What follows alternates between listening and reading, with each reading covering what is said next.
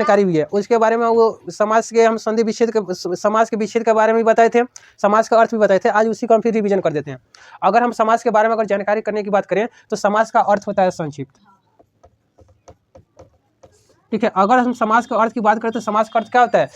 संक्षिप्त होता है। संक्षिप्त मतलब वो ऐसा क्या होता है ना कि अगर कोई वाक्य हो या वाक्यांश हो, ठीक है, वाक्य जैसे क्या होता है कि बड़े बड़े वर्डों में जो लिखा रहता है, ठीक है, वाक्यों में उसको तोड़ तोड़ कर लिखा रहता है, तो उसी को हम क्या कहते हैं? उसी को अगर बात करें तो वाक्यांश जो शब्दों में टूटा रहता है, लेकिन उसी को जब हम जोड़ के जब लिख देते हैं, ठीक है, उसको संक्षिप्त में लिख देते हैं, एक शब्दों में लिख देते हैं, तो वही मेरा क्या होता है? समास हो जाता है। ठीक है, वाक्यांशों को संक्षिप्त में लिखना ही मेरा क्या होता है? समास होता है। कोई दिक्कत? अगर समास की अगर हम बात करें तो समास 2 शब्दों से मिलकर बना हुआ है। कितना शब्दों से? 2 शब्दों से। एक है सम, ठीक है, और दूसरा देखा जाए तो आस। सम प्लस आस। सम के अर्थ की बात करें तो सम का अर्थ होता है जोड़, और आस का मतलब होता है शब्दों का।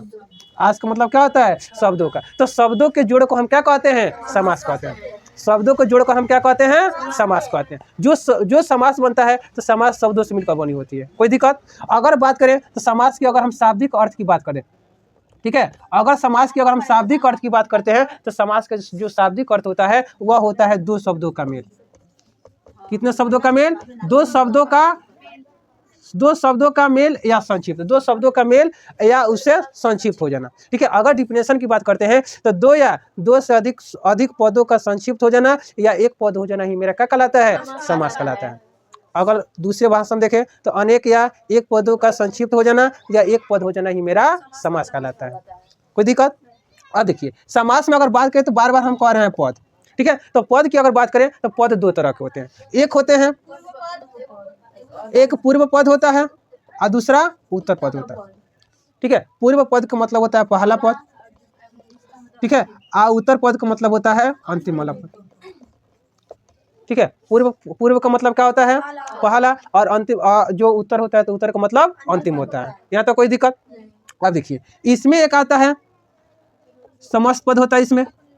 दूसरा बात करें तो विग्रह होता है, ठीक है, और तीसरा की बात करते हैं एक समास नाम होता है। कोई दिक्कत? तो अगर हम बात करते हैं समस्त पद के तो समस्त पद का मतलब हुआ कि जो हम संक्षिप्त में जो एक शब्दों में जो लिखा रहता है वह समस्त पद होता है, और उसी जो समस्त पद को जब हम तोड़कर जब वाक्यांशों में जब लिख देते हैं तो वह मेरा विग्रह होता है, और जिस समास का रहता है उस समास का अगर नाम लिख देते हैं तो वो मेरा समास नाम कहलाता है। जो एक पद में रहता है वह समस्त पद होता है, जो वाक्यांशों में या वाक्यों में रहता है वह विग्रह होता है, और जिस समास का रहता है उस समास का नाम लिख देते हैं तो वो समास का नाम कहलाता है। कोई दिक्कत? अगर हम समास की अगर हम बात करें हिंदी में तो हिंदी में समास की जो प्रकार होती है तो वो 6 प्रकार का होता है। कितना होता है? 6 प्रकार होता है। अगर हम संस्कृत में बात करते हैं तो 7 का होता है। अब मुख्यतः अगर हम समास की बात करते हैं तो मुख्यतः समास के जो प्रकार होता है वह 4 का होता है। कितना होता है? 4 होता है। यहाँ तक कोई दिक्कत? अगर हम इसका प्रकार की अगर हम बात करें तो इसका ट्रिक होता है। अगर मान के लिए वैसे बचे जो समास के 6 नाम लिख दिया जाता है और 6 नाम जल्दी याद नहीं हो पाती है, वो भूल जाते हैं, तो उसके लिए यही एक ट्रिक होती है। समास के 6 भेद का नाम याद करने के लिए द्वंद्वी अब तक, द्वंद्वी अब तक। ठीक है, इसका क्या होता है? द्वंद्वी अब तक होता है। समास का ट्रिक होता है द्वंद्वी अब तक। द्व से होता है द्वंद्व समास, दी से होता है द्विगु, अ से होता है अव्ययीभाव समास,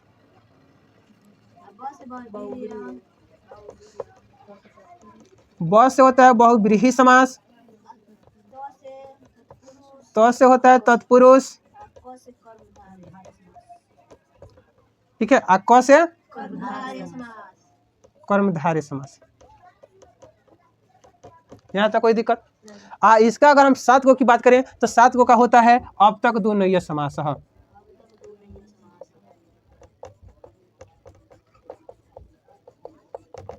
ठीक है, अगर हम बात करते हैं संस्कृत में समास की अगर बात करें तो संस्कृत में समास का ट्रिक होता है अब तक दो नैय समास। मतलब अ से अव्ययीभाव समास, ब से बहुव्रीहि, त से तत्पुरुष समास होता है, क से कर्मधारय होता है, एक द से देखा जाए तो द्वंद्व, दूसरा द्विगु, और न से नैय समास होता है। कोई दिक्कत? आज जो समास होता है समास का मुख्यतः कब होता है? 4 प्रकार होता है। यहाँ तक कोई दिक्कत? यह सभी की पहचान देखिए। और जैसे में क्या होता है कि हम समास तो पढ़ लेते हैं लेकिन उसकी पहचान कैसे करें? ठीक है, उसकी पहचान हम कैसे कर पाए? जैसे एग्जाम में जाते हैं, एग्जाम में नहीं कहता है कि विग्रह करें, एग्जाम में कहता है जैसे हम दे देगा कि पंचवटी दे देगा या चंद्रशेखर दे देता है, आप पूछ देता है कि बताइए यह किस समास का उदाहरण है, ठीक है, या दे देगा कि नीलकमल, ठीक है, किस समास का उदाहरण है, ठीक है, या दे देता है, दे देगा माता पिता किस समास का उदाहरण है। तो उसका पहचान करने के लिए यहाँ पर ध्यान दीजिएगा। अगर हम द्वंद्व समास की अगर हम पहचान की बात करते हैं तो द्वंद्व समास की पहचान होती है कि बीच में योजक चिन्ह लगा रहता है। बीच में कौन चिन्ह लगा रहता है? योजक चिन्ह लगा रहता है। लेकिन दूसरी बात अगर देखा जाए तो यह विलोम वाला शब्द होता है। कौन शब्द होता है? विलोम वाला शब्द। जैसे में जितना भी विलोम का वर्ड मिल जाएगा, जैसे माता पिता, भाई बहन, दाल रोटी, घर द्वार, ठीक है, रात दिन, सुबह शाम, राम कृष्ण, ठीक है, ठीक है, राम लक्ष्मण, कृष्ण अर्जुन, अगर जितना भी विलोम वाला शब्द मिल जाएगा वो सभी का सभी मेरा क्या कहलाएगा? द्वंद्व समास कहलाएगा। जितना विलोम का शब्द मिलेगा वो टोटल मेरा क्या कहलाएगा? द्वंद्व समास कहलाएगा। अगर द्विगु की बात करते हैं तो यहाँ अगर द्विगु को अगर दो भागों में तोड़ेंगे तो क्या मिलेगा? द्वि, द्वि मिलेगा ना। तो द्वि मतलब देखा जाए तो यह संस्कृत रूप हुआ, इसका मतलब होता है दो। द्वि का मतलब क्या होता है? दो। तो मतलब द्विगु समास का पहला पद क्या आ गया? संख्यावाची आ गया। पहला पद क्या आ गया? संख्यावाची। तो जिस समास के अगर पहला पद संख्यावाची हो, ठीक है, मतलब जिस समास के पहला पद अगर संख्यावाची होता है तो मेरा कौन समास कहलाएगा? द्विगु समास कहलाएगा। संख्यावाची में बात करते हैं, जैसे में पंचवटी हो गया, ठीक है, त्रिभुज हो गया, चतुर्भुज हो गया, दशानन हो गया, ठीक है, त्रिनेत्र हो गया, ये टोटल मेरा जो होता है वो द्विगु समास का उदाहरण होता है। चलिए अगर हम बात करते हैं अव्ययभाव समास के, तो अव्ययभाव समास में क्या होता है कि अगर जिस समास का पहला पद उपसर्ग हो, पहला पद उपसर्ग हो, ठीक है, अगर उपसर्ग की बात करते हैं तो उपसर्ग जो होता है, उपसर्ग हिंदी में 22 होते हैं और संस्कृत में बात करते हैं तो संस्कृत में 21 होते हैं, ठीक है। अगर हिंदी में बात करते हैं उपसर्गों की संख्या तो हिंदी में उपसर्गों की संख्या 22 होती है और संस्कृत में अगर बात करें तो कितना होता है? 21 होता है। तो इसमें से अगर कोई भी उपसर्ग अगर पहला पद में अगर दिख जाए तो समझिएगा मेरा कौन समास है? अव्ययभाव समास। मुख्य रूप से ज्यादातर देखिएगा तो इसमें आ से पूछता है, प्रति, बे, ठीक है, भर, कोई दिक्कत यहाँ तक। आगे हम बात करते हैं अव्ययभाव समास में, तो अव्ययभाव समास में भी क्या होता है? योजक चिन्ह लगा रहता है। उसके बाद से अगर बात करें तो द्वंद्व में भी देखें तो द्वंद्व में भी क्या है? योजक चिन्ह है। अव्ययभाव समास में भी क्या है? योजक चिन्ह। लेकिन दोनों में अंतर है। द्वंद्व समास में और अव्ययभाव समास में भी क्या है? योजक चिन्ह रहा है, लेकिन दोनों में क्या है? अंतर क्या है? यहाँ पर ध्यान दीजिएगा लोग। अंतर की बात करें तो द्वंद्व समास में क्या है कि द्वंद्व समास जो होता है वह विलोम वाला शब्द होता है, तो विलोम वाला शब्द में योजक चिन्ह लगा रहता है। अव्ययभाव समास में देखा जाए तो द्विमुखी शब्द होता है।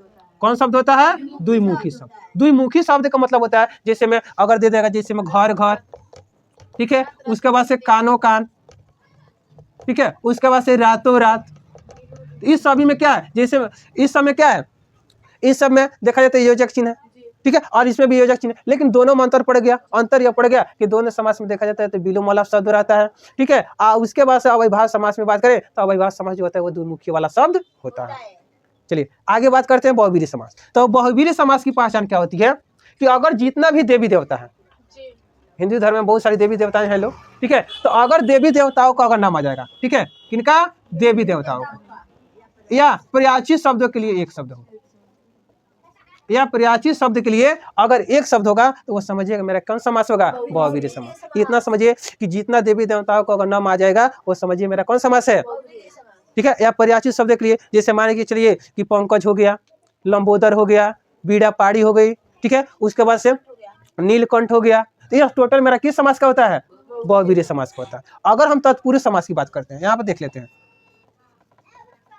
ठीक है, अगर हम तत्पुरुष समास की बात करें तो तत्पुरुष समास का क्या होता है कि अगर बीच में कारक चिन्ह लगा हो, ठीक है, जिस समास के बीच में अगर कारक चिन्ह लगा होगा तो टोटल मेरा समझिए कौन समास का उदाहरण है? तत्पुरुष समास का उदाहरण है, ठीक है। जिस समास के बीच में अगर कारक चिन्ह लगा होगा तो मेरा क्या कहलाएगा?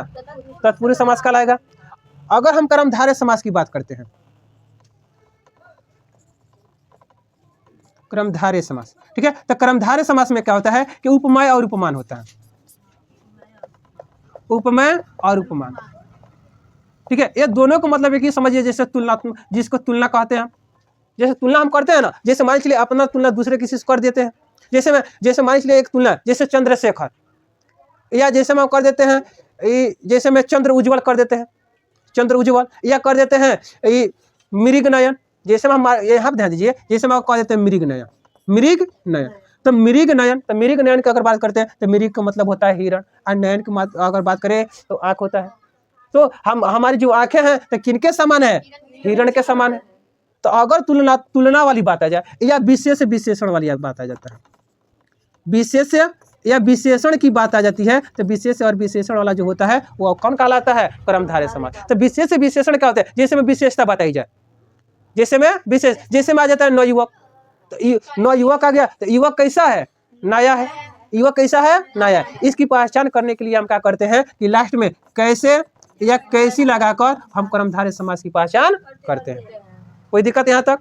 कभी भी हम कर्मधारय समास की बात करें तो तुलना वाला शब्द होता है, उसके बाद से बात करें तो विशेष से विशेषण वाला रहता है। ऐसा हटे तो इसकी जांच करने के लिए हम क्या करते हैं, कैसे